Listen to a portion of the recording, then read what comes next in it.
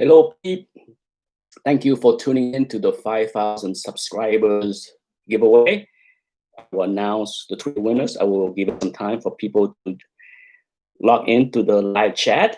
Thank you, everybody, for joining. Gloomy, look like potential rain today. I had to turn on the light in the room because it was kind of gloomy and rainy look outside. Anyhow, it's Sunday. Happy Sunday. Hope everybody's doing well. As people are jumping in, I wait for a few more people to get in, and then I will go through the process of picking out the winners and do the Q&A. There's a lot of questions. Holy mackerel. The reason why I ran late instead of being on time was I was busy cutting up all the questions, then put them in the boxes. Hello, Dave 0126. Good morning. Hello, Elvis Pretley. Let me see here on my phone. I think it should be okay. Important. It is Sunday after all. Yes. Getting ready for Thanksgiving. It's going to be a boring Thanksgiving because we're not going anywhere. Last Thanksgiving, we spent it with a friend in town, and he had his entire family over there, his siblings, his nephew, niece, grandma, mother. It was pretty fun, a lot of fun, a big Jewish family. So we had a big Jewish Thanksgiving. There was a lot of Jewish food as well as turkey. It was insane. But not this year. We're going to be, I haven't decided yet if I'm going to cook anything, or we're just going to go to Publix and order one of those meal kit thing. Hello, BTC Moon Guy. Felix is here. Pure Gosu is here. Blake Howe is here. So let's go through. Okay. So this is what I decided to do after I printed out. I copy and paste all the Q&A, all the questions. So many. It's like over 70. It's a lot. So I want trying to speed up and trying to answer them as much as I can. But what I did, as you can see here, I cut up this morning all the questions, and I basically had 3 boxes here. Okay, 3 little boxes with all the little cut up inside. There's people that specifically said they want silver, and then there's people that said specifically they want bronze as far as the 2 lots, and then some people said cash, and then a bunch of people that said nothing.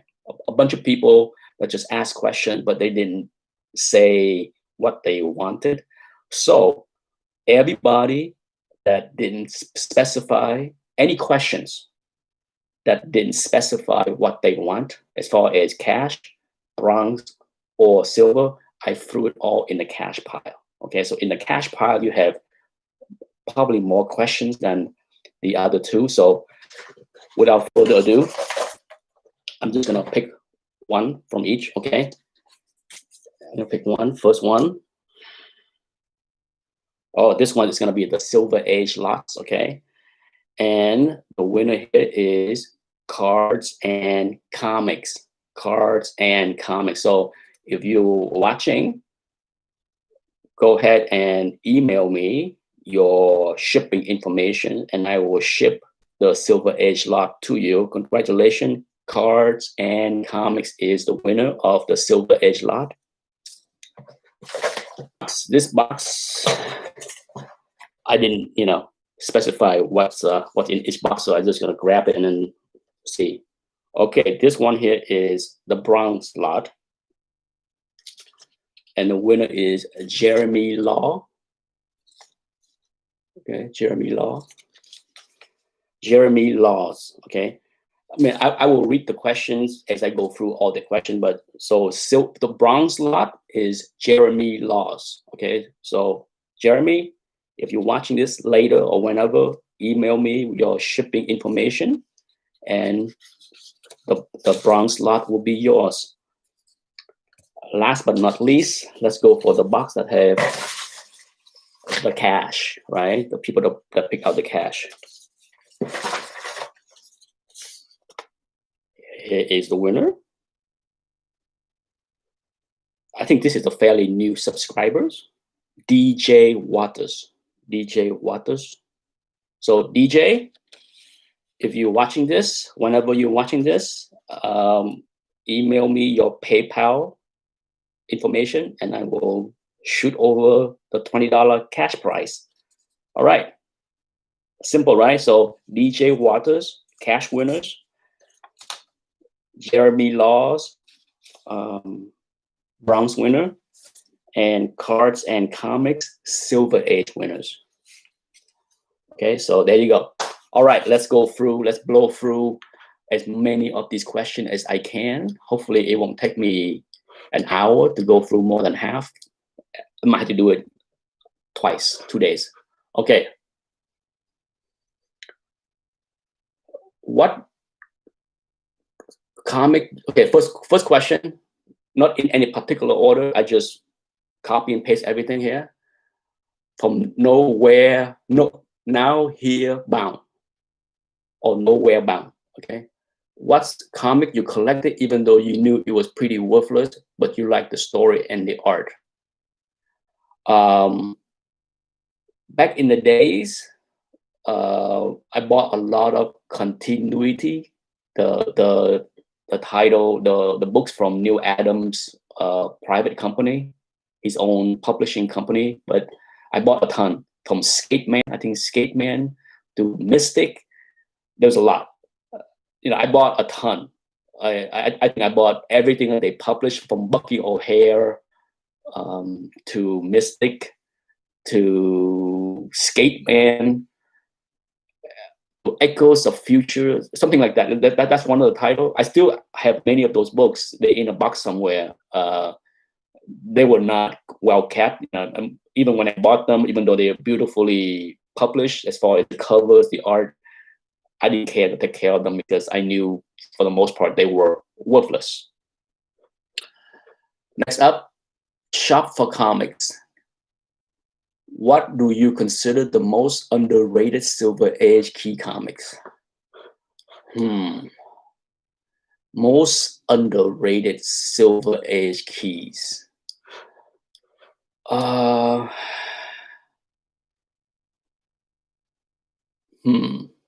As you can see, I did not read this question ahead of time. I just busy sorting them out and cutting them up. Most underrated Age key comics. I can't say anything Marvel, right? I would go with Showcase 4, okay? Because DC Silver Age has so little love, compared to Marvel, that if I had to pick a Silver Age keys I think is underrated or undervalued. Now that I read the question, maybe you're talking underrated but not undervalued. Okay, so those are two different things. But if you're talking about undervalued, I will go with Showcase 4. Underrated, yeah. Once again, there's not a heck of a lot of Marvel that would be underrated, right? If everything, all the keys, all the first appearances of many characters, villains included, are so hot. I wouldn't call any of them. If anything, many of them are overrated. I would go with, once again, DC, but this time I will go with first Poison Ivy. Okay, first Poison Ivy, Batman 181, because she's a great villain. To me, she's in the top 5 Batman villain. Much better than Clayface, and I like her even more than the Penguin. Yes. Okay, let's go to the next one. Gatherer of Comics asks, which books, Greg, are you looking to add to your personal collection one day? The things that are, reasonable, not pie in the sky, like, oh, Detective 27, that ain't gonna happen. Superman 1, most likely is not gonna happen. But likable, book that's likely to be added if the right copy shows up would be, say, Teenage Mutant Ninja #1, a book that have eluded me for decades, keep missing out, and Showcase 4. Okay, I talk about those two books many times on my channel the last 3 years, so it shouldn't be a surprise to a lot of people that follow me for a long time. But Showcase 4 and Teenage Mutant Ninja #1.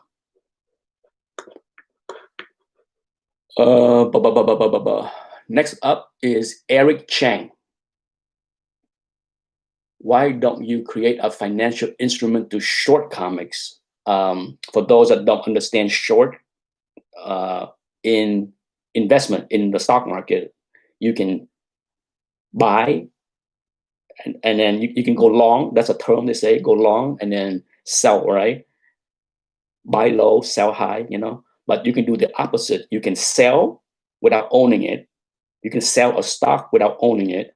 And then when a stock go lower, you can buy it at a low price and book the profit. So if you sell a stock, say at 100 and you buy at 50, guess what?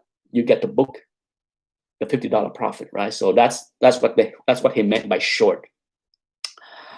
I don't think it's possible to create any kind of instrument to short to short comic books. I don't know how to. Okay, so the long answer is I don't know how to short a comic books. I certainly don't want to buy a lot of overpriced books. That's for sure. Next question, Nick Didona. Nick Didona, can whiteout be removed? Whiteout. And do you have any tips for that type of cleaning? I have. Here's one thing you can do. Whiteout typically are very thick, right? They are very thick, and once they dry, they are very thick and crusty. You can use a razor blade and slowly, carefully scrape them off. Okay, that's one way. I wouldn't use any kind of liquid, but to me, that's the only way. Is you use a razor blade and just gently scrape it off. Okay, and it will come off. It will not come off 100%. What happens is once you scrape enough of it off, even if you go down to the very last layer, you will still see the white residue on the cover, but that is as far as you can go, because once you try to remove the last bit of white, you will likely scrape off the color. Okay, so that's the only thing that I can recommend. All right, next up, Mark Knapp 68. Do you still subscribe to other comics related YouTube channels? Yes. I don't unsub a lot of channels, unless you say something that I completely is offended to a point where I feel a need to unsub, which is rare. Okay. I do sub to a lot of channels, but I do not watch a lot of comics related videos. Okay. That's the honest truth. I watch a lot of YouTubers, but I watch mostly food vlogger like Mark Wiens, Strictly Dumpling, Mikey Chan, Luke Martin, Davis Been Here, Max McFarlane. Max is fairly new. Love Max. Love Max. He's mostly in Vietnam or other Asian countries. So I watch a lot of that. I watch a lot of fishing videos, deer meat for hunting. I think that's one of the name of the channel. The name is so long I forget, but I watched him since he was like 50,000 subscribers. Now he has like millions. So I watch a lot of fishing videos, a lot of traveling, food eating videos, and the third most watched videos are music. I love watching music on YouTube, whether it's The Voice, American Got Talent, or just old videos of bands. And I watch more music on YouTube than listen to the radio. So if you throw in everything I just talked about, there's no time for comic stuff. All right, next up. Who is your favorite Flash rogue from Andrew Kai? Um, if I had to pick a Flash villain that I like, it would be Reverse Flash. That's the only one that I think I like. The rest I don't care for. I don't care for Mr. What was that? The guy with the flute. I can't remember his name. All right, next up, Gen X Comics.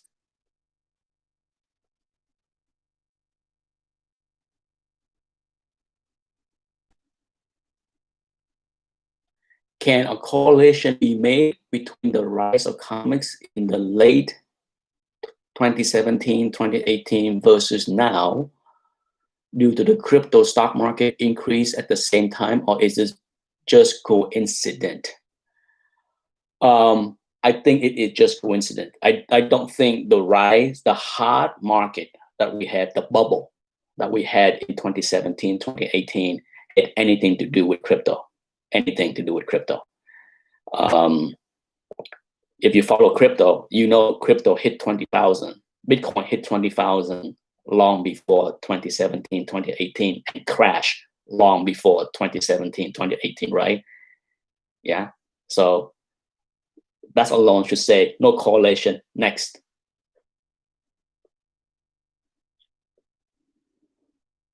Nathaniel Kraft. Both lots look great. Okay. Who was your favorite comic character as a kid? And if that had changed, who's your favorite comic character now? My favorite of all time has always been Wolverine. It was love at first sight with Wolverine, from his looks, his power, and his costume. And it still is today. Okay? Still is today. It has not changed. It's Wolverine, hands down. Bowser, 00. Do you really have an action one? Yes, I do. And so what's the story and what's the grade? It is restore. Did I mention that before? I think I did. But anyhow, it's will it make an appearance on my channel? Maybe when I do the Cheapest Keepers to the final, okay, to the final book. Even if I want to show it right now, I have never showed the book on my channel. Okay, this is not Lee Kirby Ditko. On contrary to many people that think why I am here to be famous, I'm not here to brag about what I have. Show off every single key that I own. Like I said, this is not Lee Kirby Ditko. But even if I want to show it right now, the book is at the vault, and the vault is not accessible since the pandemic. That branch, all the branch that my banks decide not to reopen yet, that's the one. They have opened 3 other branches in Sarasota, but that one is still closed, and my vault is not open to me. So even if I want to show it, I cannot show it.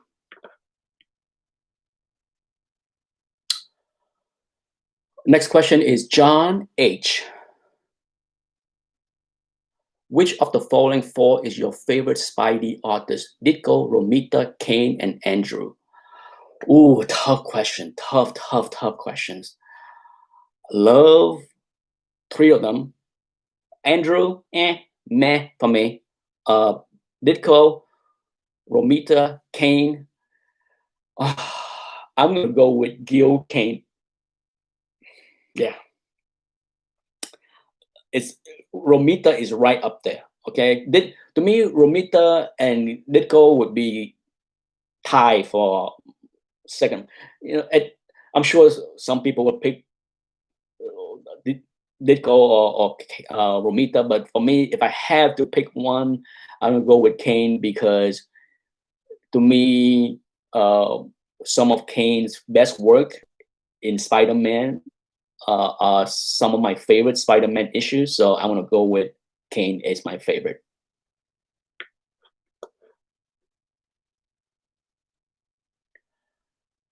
All right. Felix, I'm gonna check. My apology for not following the chat often, because I try to focus on answering the question. So maybe after I finish going through the chat, some of the questions, then I got a halfway mark that I can stop, and then maybe I will follow what's is going on in the chat room. Okay, next question is Gman367. What do you think is Stanley's favorite single issue he ever personally released? I would say Silver Surfer #1. I read, excuse me. I read many times in many places that it is one of his favorite story, and it's one of my favorite. I mean, I love, the origin of Silver Surfer. If you don't know the history, Jack Kirby hated that. Okay, Jack Kirby, au contraire to Stan Lee, never liked the Silver Surfer to have an origin. Correct me if I'm wrong. Okay, for the Kirby experts out there, I can remember reading that he never liked the Surfer to have an origin. He liked the Surfer to have a mystery as far as his beginning. But Stan Lee loved. That's why Stan Lee wrote all the Silver Surfer, Silver Age book, because it was personal for him. He liked that, and I liked it. I liked not every issue, but issue 1, the origin, yeah. That's 1988. What is the best current book out there right now, in your opinion? Oh my goodness. I don't know, since I don't buy modern books, but if I have to pick one, I would go with Spawn for its longevity. Okay, if I had to pick one, either Spawn or Walking Dead, because for me, for modern titles, for those two titles to be around for so long with so many issues without reboot, it says something, that it has something there that the fan love and continue to buy. So congratulations to those two titles to have the longevity over the past decade plus. There may be other harder books, but they don't last the way Spawn and The Walking Dead did. Tony Miles, no question there. Maybe below. Comic with Bonix. Would you prioritize Spider-Man 1 or Fantastic Four 5 right now? Ooh, both books are uber hot. Both books are way overpriced. But if I have to pick one, okay, if I have to pick one, I'm going to go with FF5. I have to go with FF5 because Spider-Man 1 is Spider-Man 1. Okay, it is special, but it's never gonna be anything more than, say, Amazing Fantasy 15. I think anyone that loves Spider-Man is gonna gravitate toward Amazing Fantasy 15. But if you love Fantastic Four, outside of Fantastic Four #1, there is one book. Okay, if you love Marvel and you love villain, a lot of people would pick Doctor Doom over the Goblin or Doc Ock as far as their best villain. So to me, when it comes down to villain, and when we talk about do not buy villain books, at the end of the day, the top villain has always been hot for the most part without the movies. Okay, people like to defend villains like, oh, villains books are hot because A, B, C, D, or whatever. They got hot, they got cold, they got hot, they got cold. Joker first appearance is Batman 1. Has that book ever got cold? Has the Goblin ever got cold? Has Doctor Doom first appearance ever got cold? So when it comes down to villain, let's separate out the icon compared to the rest. Okay, it's not even a comparison to talk about Apocalypse to Doctor Doom. Oh, come on, right? Comparing Ultron to the Joker. Oh, come on, stop it. So there's a difference between villain books and villain book. Okay. All right. Next question from Timnus Garuda. Did you have complete Darth Vader comic collection? No, I do not buy any of the Star Wars new books in the last 10 years. Okay, so I do not buy a lot of modern books at all. So owning a Darth Vader books would definitely not be in my collection.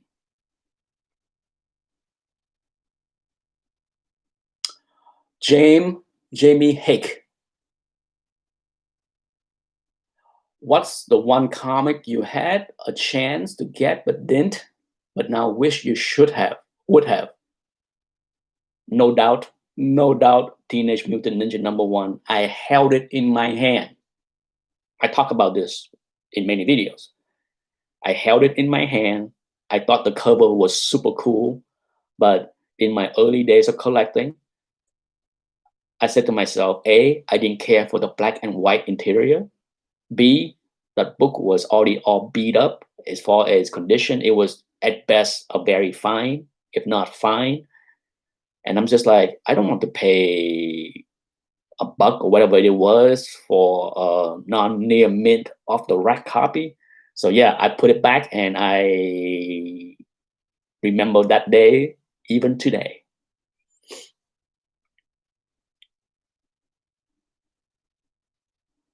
Next question is Devro Mick. Have you ever had color rub happen with modern books? Yes. Yes. I have had color rub between by modern books. I'm talking about books in the 90s to present. Okay. I have had books that are published in 2000, after 2000, which is, it seemed new, but you're talking 20 years now. And yes, I have seen color rub when I bought collections that was not kept in bags and board, that all the modern books was just stacked together in a short box. And I have seen color rubs, yes. So color rubs happen with even newly published books. Okay, it's not impossible to avoid. Okay, even with today modern publishing methods, it still can happen. It can still happen, and I had seen it. Okay.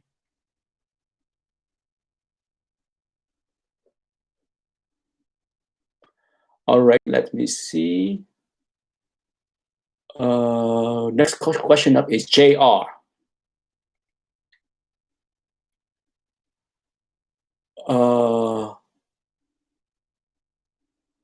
Similar question to the Teenage Mutant Ninja #1. Okay, because basically the question is, if you could go back in time, what kind of advice would you give yourself, and what kind of books would you tell yourself to collect?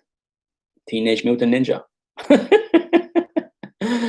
Don't be so obsessed with high grade, okay, as far as that book, because the main reason, beside the black and white, was I just didn't care that the book have so many spine dings and corner rubs and all that stuff. Yeah.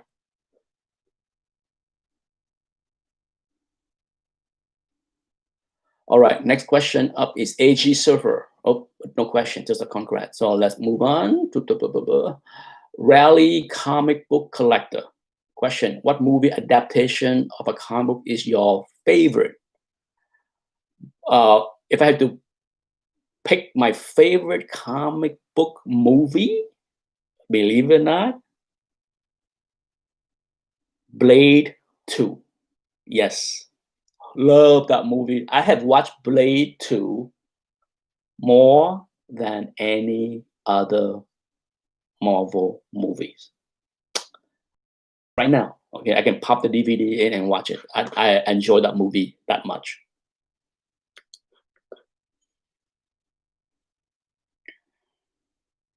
Okay, next up would be Dark Alley Comics.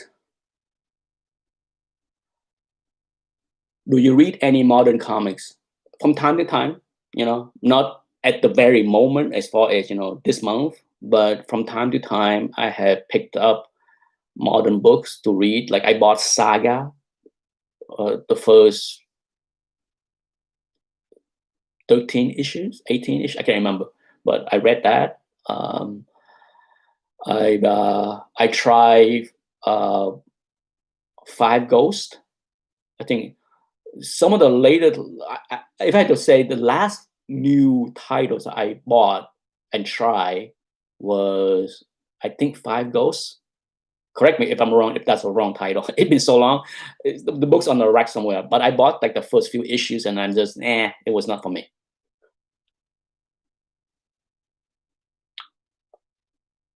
Next up, Heroic Press.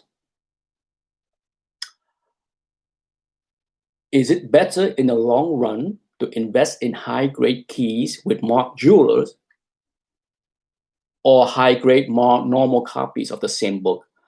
Mark Jeweler has been around for a while and for a long time. It does not get the same kind of variant love like the 30-cent variants or the 35-cent variant. And for a long time, CGC doesn't even put it on the label. Okay, you can submit a book and they just slap it. I think now they have add the little notes on the label that say Mark Jeweler variant. I think, correct me if I'm wrong, once again, I'm not always right. But would I, if it was me, okay, do I like Mark Jeweler variant? Yes. Do I own a couple? Yes. Would I pick a Mark Jeweler variant over a non-variant? Yes. Okay. But I also don't want to pay a huge premium. All right. So it's a tough question. Can they be worth more down the road? Most likely. Okay. That's the answer. The question is, how much more? I don't know.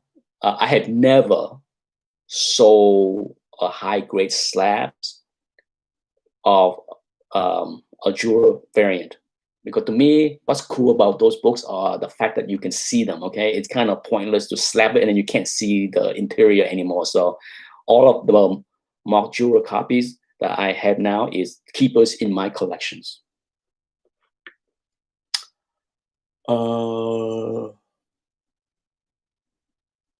Joseph Farahani. Next question. I remember in one of your chats, you talk about being young and stupid in the stock market when you got a margin call. Yes, in Hawaii, on vacation, got a margin call from a broker. Oh, brutal. It was one of the worst ending of a vacation that I can ask for. My question is, how much did this experience make you a better investor / trader? 100%. It has changed and humble the way I approach the stock market. Okay. And this happened when I was 25 years old. Okay. So for those in the chat or watch this video later, if you're 25 or younger, however you behave at this moment or in the past few years, when you get to my age, when you double your age to the 50s, you will look back and you will likely say, what an arrogant prick you used to be, even when you don't know shiz. Okay, trust me, it comes with a terror. We're all young ones. Okay, and I can almost say with certainty that most grown men will admit that they were arrogant, know-it-all, but don't know shizzle when they're 25 years old. So as of right now, whenever I hear 25-year-old saying things as if they know everything, I roll my eyes, because I know someday they will look back and say, what a dumbass I was. That's what happened with young people. They think they know it all. Okay, next question. Tony, New York Jr.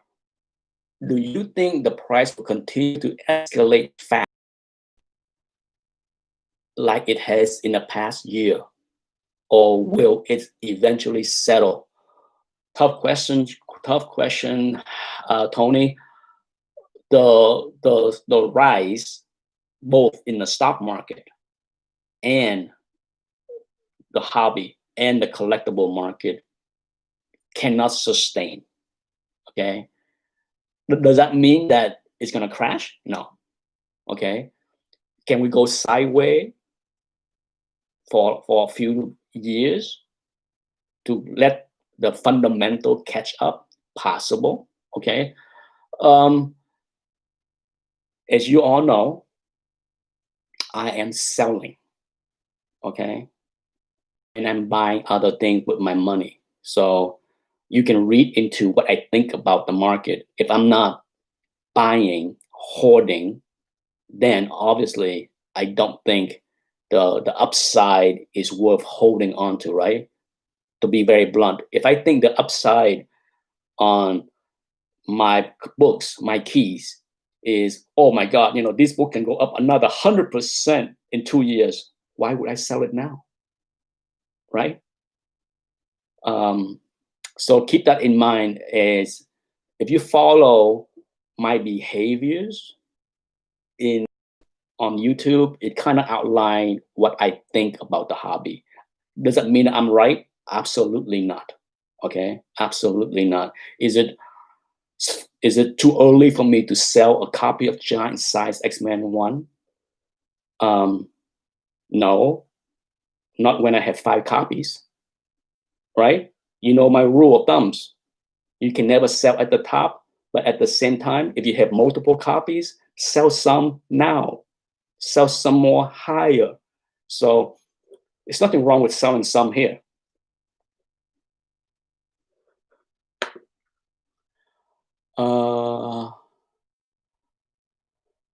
I think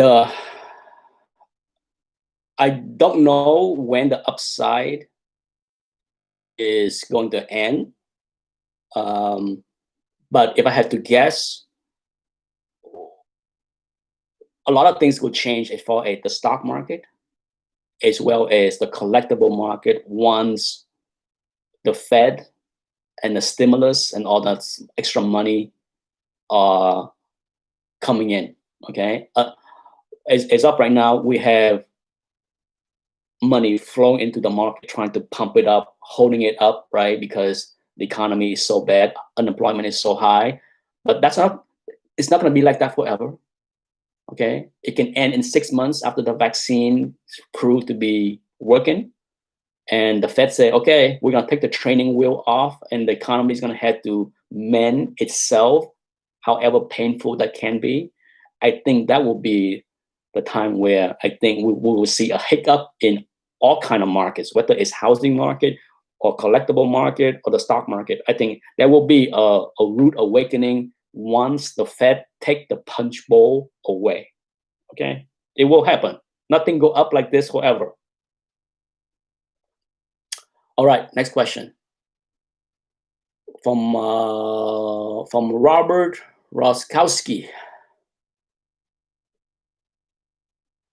When you start collecting, what was your favorite comic store to purchase in the 80s? Is it still around anymore? The question is no, it is not. It's a store on Albany, in Albany, New York. I talk about that in many old videos. I even did a video showing you the location on the map, on the Google Maps, where it is. It's now it's converted into, I think, a little Mexican or Spanish grocery store.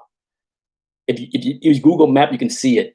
The layout of the store is still pretty much the same, as far as a big window when the user had the display of all the comic books. But yeah, the store is gone.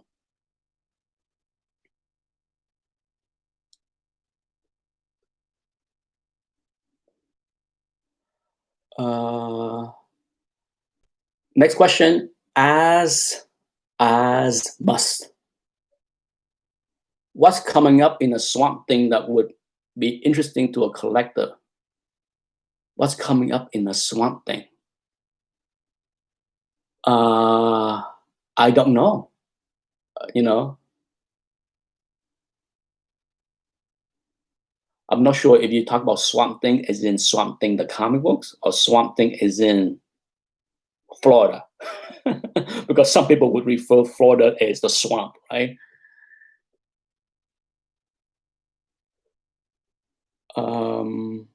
DJ Water, hey DJ, if you just popped in, you won the cash prize. So email me your PayPal information, and I will zap over the $20 for a large pizza. David Garcia, next question.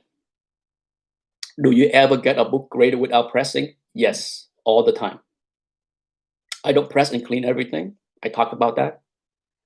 I'm a firm believer that if the book is not going to get a better grade, why waste my time?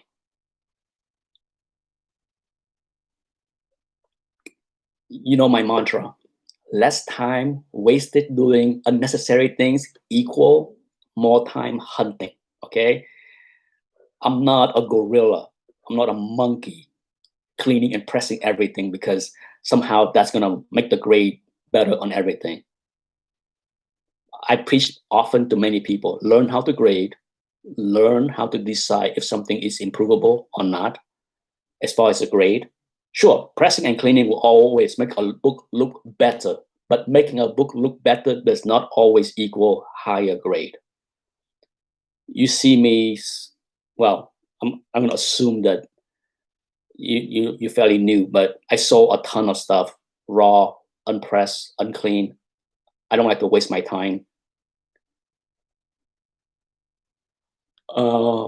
Question, who was the winners? Okay, so DJ Waters won the cash. What did I do with the, okay, Cards and Comics won the Silver Age lots. And then Jeremy Laws won the Bronze lot. Okay, so there you go. Next question. Rams, did I skip a title? No, I skip the questions. Thomas Thomas Val. What's your favorite Bronze Age book? X-Men, hands down. John Byrne, Chris Claremont, Dave Cockrum, hands down, favorite. K. Titus. What comic books do you feel are overrated and underrated? Do you prefer golden, silver, or bronze? My favorite period to collect is bronze. But I love silver as well. But if I had to pick one, it's going to go with bronze. Hello from Japan. Hello. What books, as far as what books are overrated and underrated? To me, if I had to go with an underrated Silver Age title, I would go with Journey into Mystery and Thor. The Silver Age run has somewhat Jack Kirby best work, best covers, and it's woefully underrated in many ways because for whatever reason, I don't know, but if I had to pick an underrated, it would be that. As far as overrated, okay, this is going to be a very controversial thing. I love the X-Men. Okay, I love the X-Men.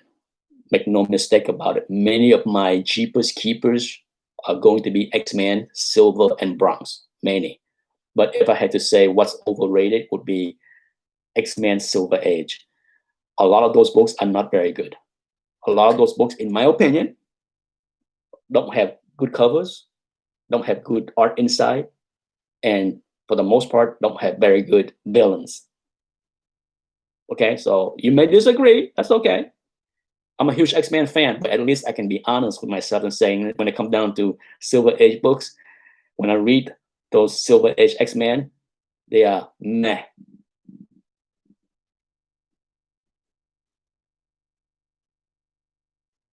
Um,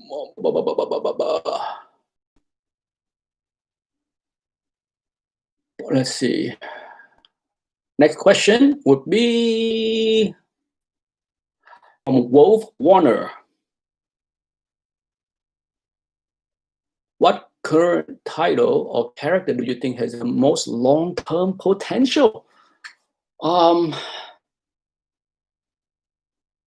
when it comes down to modern, well, current title, I would have to go with something that had to do with Spider-Man or that whole Spider-Verse thing. You know, I'm not very familiar with all of those books, but to me, we are just at the early stage of Marvel and Sony blowing up the Spider-Verse. So many of those books, I think, have more rooms to run. Okay, that's the best answer I can give you.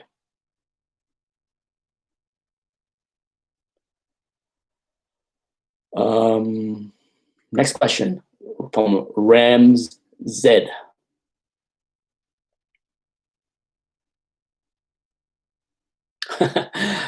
I can't say I know the answer to this one. Who do you think won the Uber Eats commercial, Luke or Captain Picard?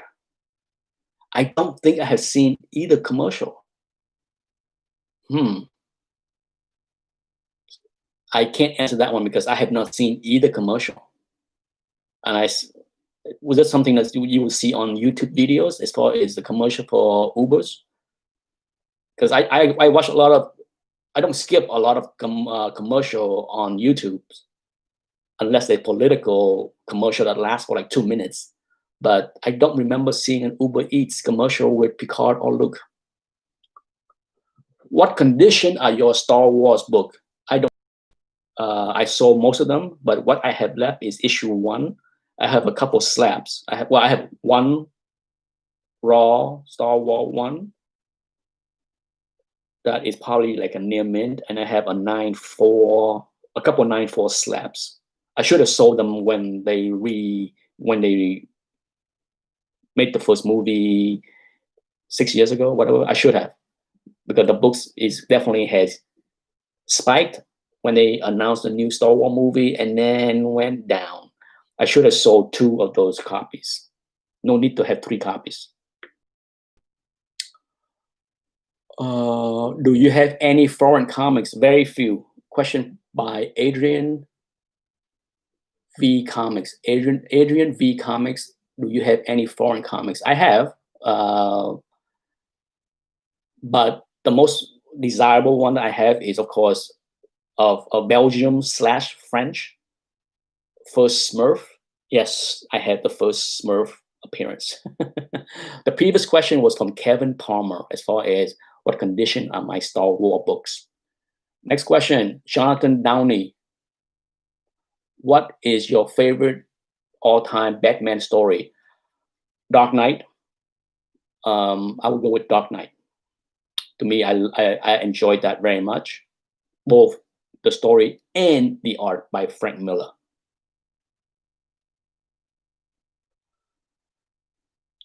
Next from James Howard.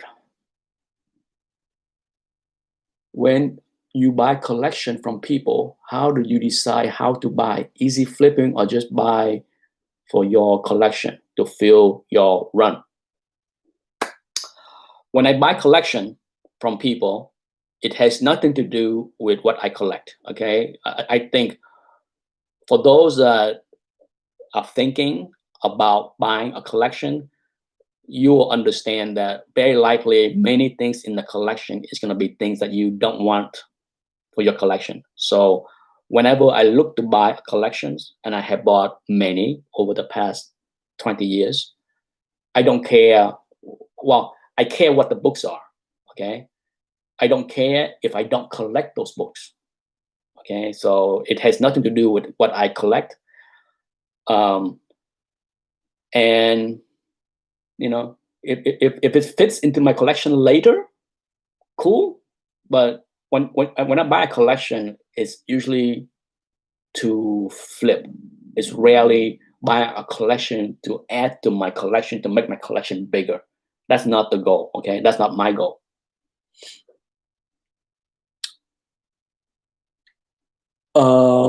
Antonio Santos is a complete run of a series worth more to sell individually, or is a complete run?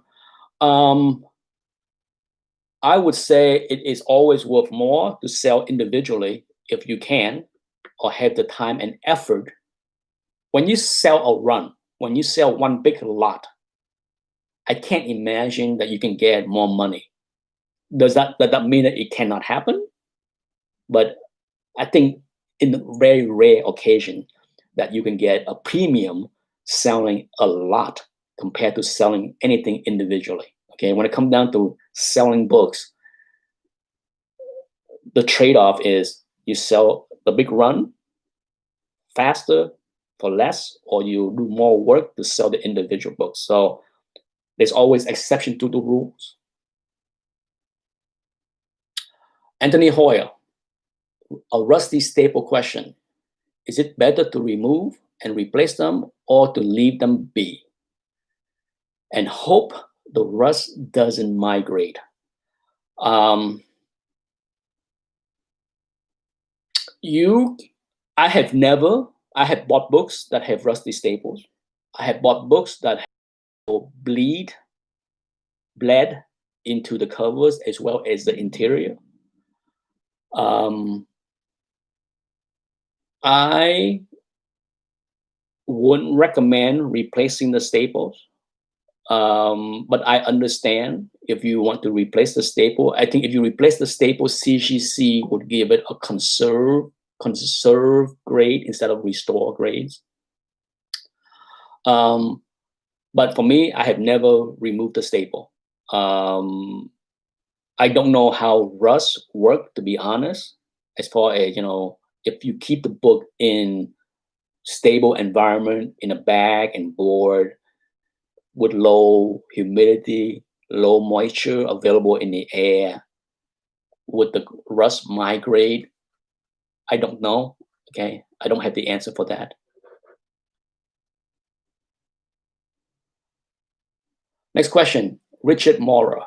How does CGC color breaking scratches on book? Well, how does CGC grade color breaking scratches on books as opposed to color breaking creases? I have submitted books with scratches. Some of them are not very visible, and some was very visible. Okay, you can hold the book up at the light, and you can see this long curvy line of like somebody fingerprint or somebody fingernail was too long or whatever. You can see the scratch. Um, I have books that have multiple long scratches that didn't really break color, because a lot of time when it's on the back cover, you don't really see any kind of color breaking. But when you hold the book at the light, you can see the long scratchy line. And they got 9.2s, which was surprising to me. I thought for sure they would ding the grade even lower. So my answer is, as with many things, when it comes down to flaws, size matter, appearances matter. So if you have scratches like I just outlined, where it's not very visible, even if it's color breaking, but it's on the back cover, it likely won't hurt the grade that much. Maybe one level, a 9.2 can go down to a 9.0. But if it's on the front cover and it's more visible, for sure, it might knock it down to 8.5. Okay, it's not going to be as harsh as a crease. Okay, a scratch is not going to be graded as harsh as a crease, but it's still going to get a downgrade. The answer is how big and how visible the scratch is. Okay, there's no one answer for this kind of thing.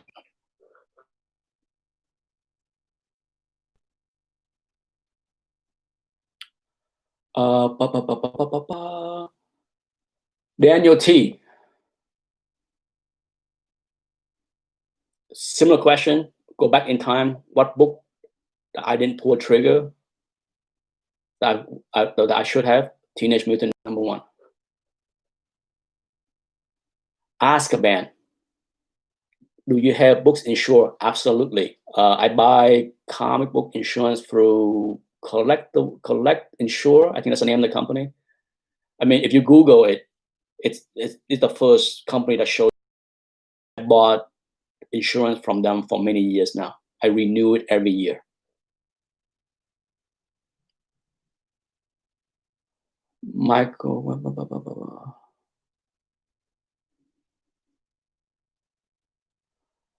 Sequential Geek have a pretty long questions. What's your opinion on long-term buys of Virgin Comics? I don't even know about Virgin Comics, so I don't have any opinion there.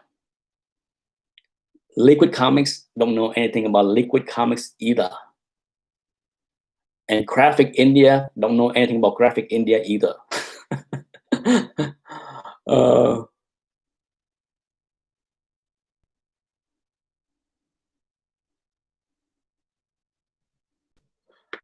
so I don't know much. Okay, I can't answer your questions, and I don't know.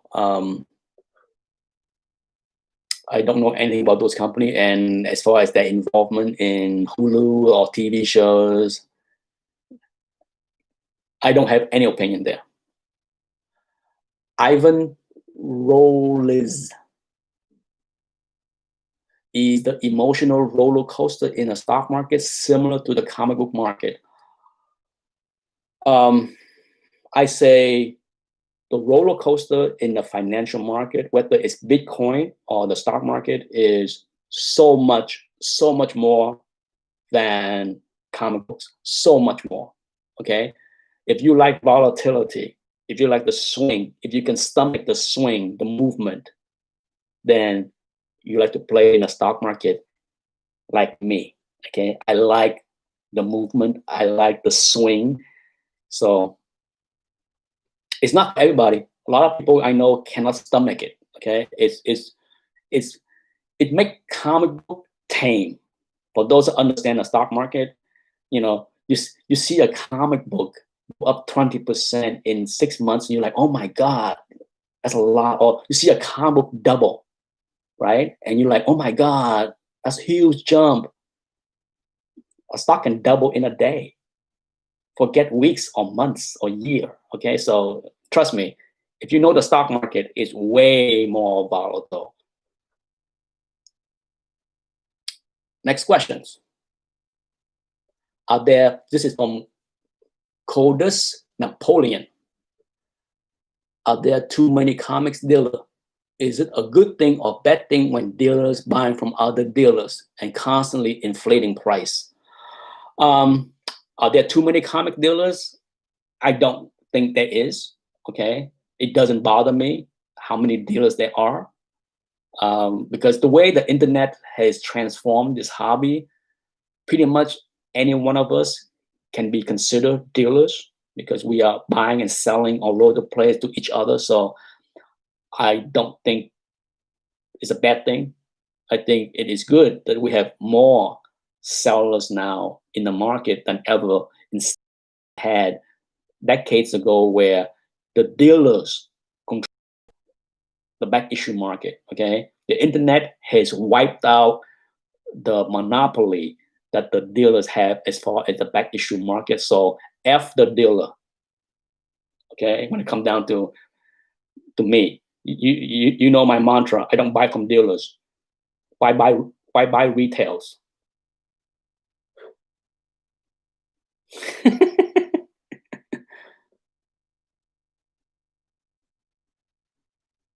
um, just because I don't buy from dealers does not mean that there's too many dealers. Because to me, everybody's a dealer. Even like the individual person selling books on eBay, I would consider everybody that's selling a dealer. Now, as far as dealers manipulating the market, buying books from each other, yes, that is not a good thing. It's inflate the market. It create a mirage of what is hot. Okay, I laugh at the notion that many dealers hoard big keys to show up on the wall at the convention. Really? If you had 10 copies of Amazing Fantasy 15, does that create an image that book is rare? But hey, it works because it sucked in people that oohs and ahs at the wall. Whatever. If that's what impresses you, then it works.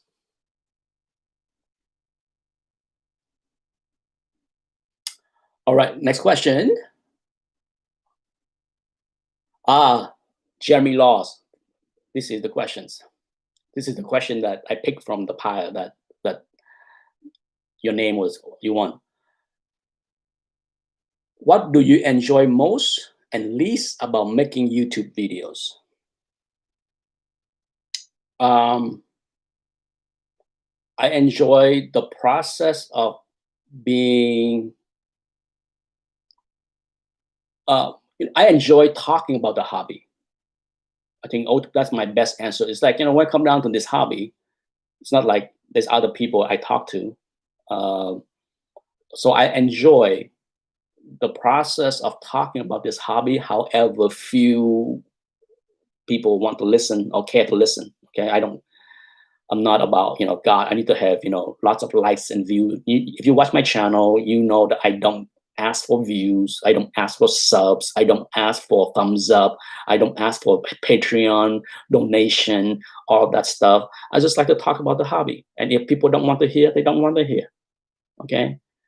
And to be blunt, I don't want to hear a lot of opinions from a lot of comic YouTubers. They can keep their opinions for themselves. It's fine. I stay in my lane. They can stay in their lane. As far as what I don't like about making videos is that I've been on YouTube now for 8 years. And what I don't like, what annoys me, this has nothing to do with anyone's fault. It's not mine or yours or any. I can be on YouTube 10 years from now, okay? But there's always, on any given day, somebody stumble across an old video without knowing anything about me. Okay, they can stumble across a video that I made 4 years ago, and then they would have an opinion that completely stupid, to be blunt.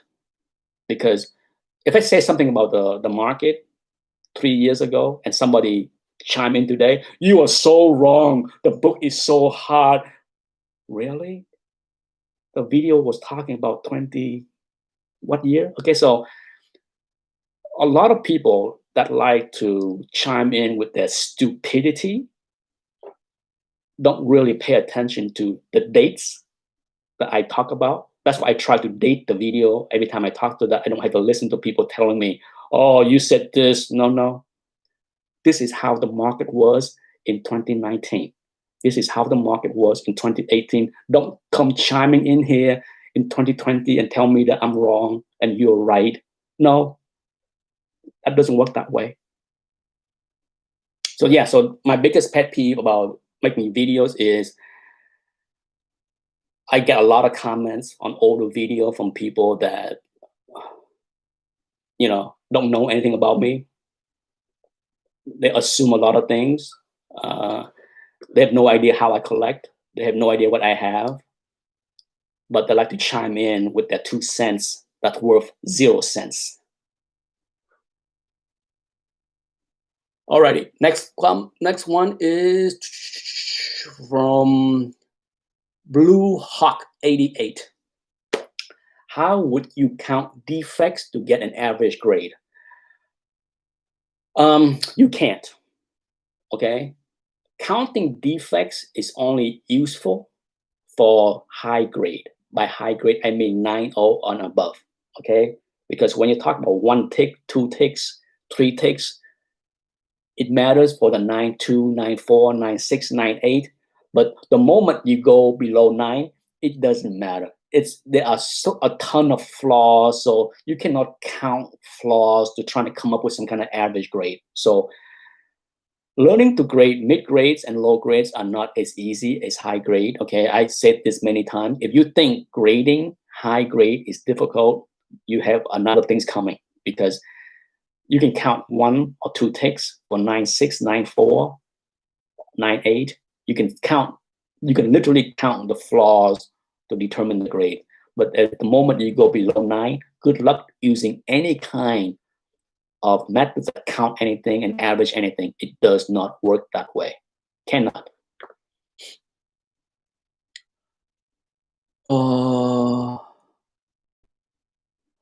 Wolf Blitz. Next question. I'm almost near the end. Woo! My God. Take me an hour. Well, by the end, I mean the first half. Okay. I have so many questions. I cut up the question into 2 pieces, and this is the first half. Wolf Blitz. If comic companies go entirely digital, how would that impact the comic market? It will hurt the modern market and the speculation market, because the modern market that involve hot books, variant, signature series, all of that is going to go away, right? If you go entirely digital, it's going to hurt that market, okay?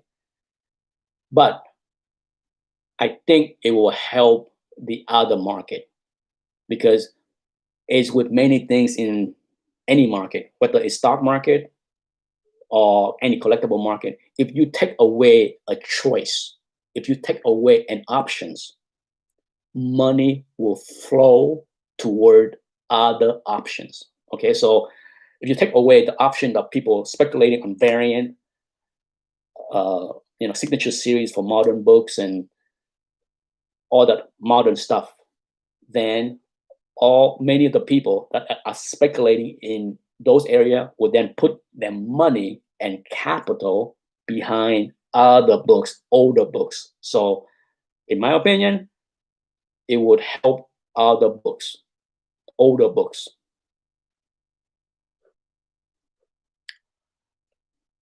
Next question, Axis 23.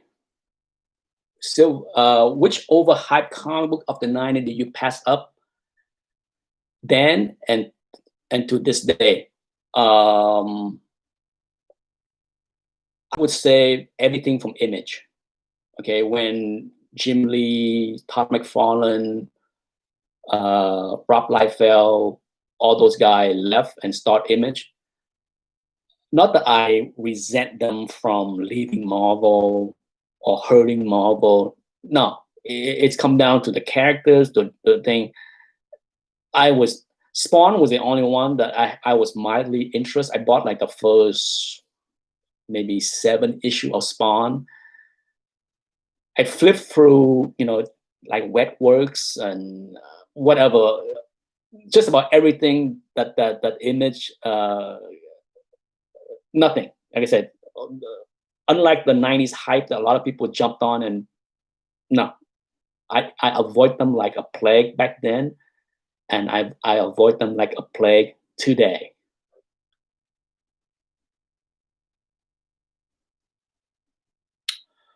Last question from the questionnaire today, from Varangian Vigilante.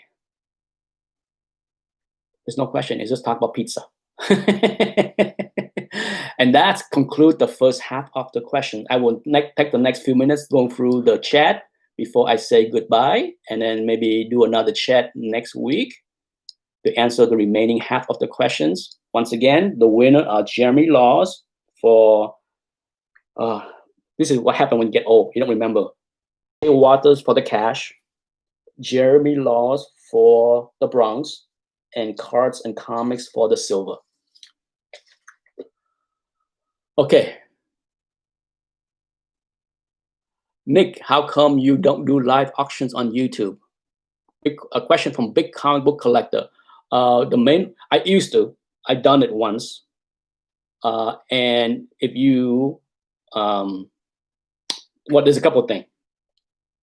I done it not more than once. I done it a couple of times. I hate the lag. Like when somebody bid, sometimes it take 3 seconds to pop up on my screen, and then somebody else trying to outbid him, and it's. I remember having some issue with that. Somebody like, oh, I bid. Look at my screenshot. I placed a bid before this person, but guess what? Whatever you see on your screen is not what I see on my screen. Okay, so I just didn't want to deal with that. Plus, if you follow YouTube live auctions, they go for hours. I barely want to be on a live chat for an hour. So no, I don't want to spend 2 or 3 or 4. I mean, I saw some auctions on YouTube that last for like 5 hours. Really? Oh my goodness. I hope it was successful, but when I see like 4-hour plus auctions, 3-hour plus, I'm just like, I don't even want to sit down and watch a movie for 3 hours, let alone an auction. Oh, so Rally Comics is Cards and Comics. Okay. He said that he wanted to give the prize to somebody else, so that's fine. I just had to find a box that is a silver. What is that? I'm telling you, I'm so bad. Well, Silver Age, right? So let me grab the box. What box is this one? This is the cash box, so that's not it. So let's see the other box. Like I said, if you don't want the price, it's not a big deal. Doesn't hurt my feelings. I can always give it to somebody else. This box is the bronze box, so that's not it. So the last one must be the Silver Age box.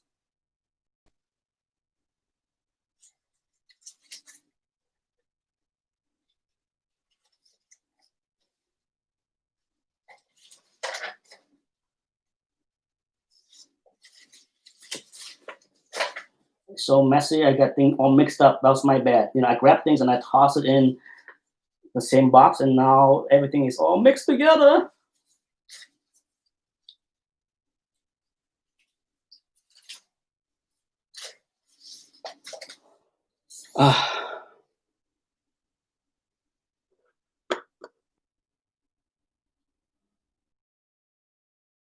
Before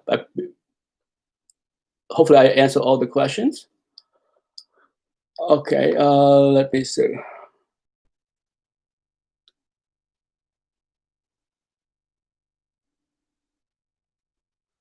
So as far as the second half of the Q&A session, I probably would do it next Sunday after Thanksgiving. So this will probably be the last time I have a chat before Thanksgiving. So I want to say happy Thanksgiving to everybody. Have a safe one. It's going to be a boring Thanksgiving for most people, right? If you are doing social distancing, you're not going to have a huge get together. I will miss that. I do miss that. Okay, so it's okay.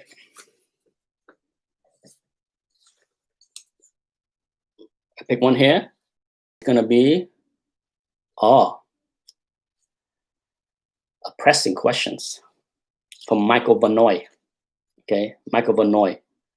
I'm not sure if I have the answer, Michael, on this. And looking at this, I'm like, here's a jumbo machine, a jumbo seal machine like the one I have, and he's pressing it at 135 degrees as I suggested, but he does not have good result. And anything that I can suggest. With pressing, okay, here's a general commentaries and tips on pressing. Understand that pressing is slightly different for gold, silver, or bronze or modern books. Okay, so and also the flaws. Okay, you're not going to get the same result using the exact same thing, doing the exact same thing for each book. Different books require more steam, more hydration. Different floors require more steam, more hydration. Different floors, different books require more time under press. So keep that in mind. If you're pressing something and you don't get a good result, there are two things you can do without raising the temperature, okay? Because like I said, I press everything at the same temperature. I either add more steam to the spot of the floor, or I keep the book under the press longer. Instead of like 5 minutes, I might keep it there for like an hour, overnight. Sometimes I just leave it there at night and then wake up the next morning and open it and like, woo! So you can play around with adding more moisture, more steam, or you can play around with leaving the book under the press longer, okay? So that's the kind of things that you can play around with. And as you start pressing, you will learn that that's the variable that you can change from books to books, from floors to floors, instead of trying to adjust the temperature. Is that a good answer? I hope so. So yes, so the person is Michael Benoit. Michael, if you are watching this, Cards and Comics have decided to pass on his winning to another person, and you have been picked as the winner. Email me your shipping address and the books will be yours. All right. Thank you everybody for joining me. There's so many questions in the chat that I had to skip over in order to answer all the questions.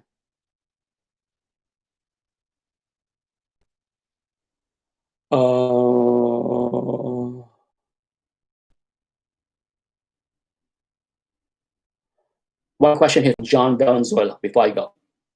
I just picked up a Superboy 68 CGC 6.0. I got it for cheap. Why are they listing around 2,000 to 3,000? John, just because somebody lists a book for 2,000 on eBay and it's there, does not mean that you got yours for cheap. Okay, you might get yours at the fair price. Price listed on eBay is not, let me repeat this, price listed on eBay, let me repeat this again, price listed on eBay is not the fair market value of anything. It's not. Okay, so I don't care if somebody lists something for something. If somebody is willing to sell you something for a price, then that's the price. You can't go by what is listed on eBay as, did I get a deal? Maybe not. I'm not saying what you're paying for that book is not a deal. I'm just saying that don't use that $2,000 or $3,000 listing price of something on eBay as a gauge that you got a good deal. Okay, could be a fair deal, but price listed on eBay is not a fair value of anything. You can't go by that. Hopefully that answered the questions. Answer that emphatically. You know how I am. Some questions deserve that kind of emphatic, beat down kind of answer. Thanks for watching. Hopefully I did not come across as a complete jackass, but that's just me. Okay, I can't help it when I see a question like that. I'm just like, what? Asking price? Fair value? That's have a wonderful Sunday. Enjoy your football. Bye-bye.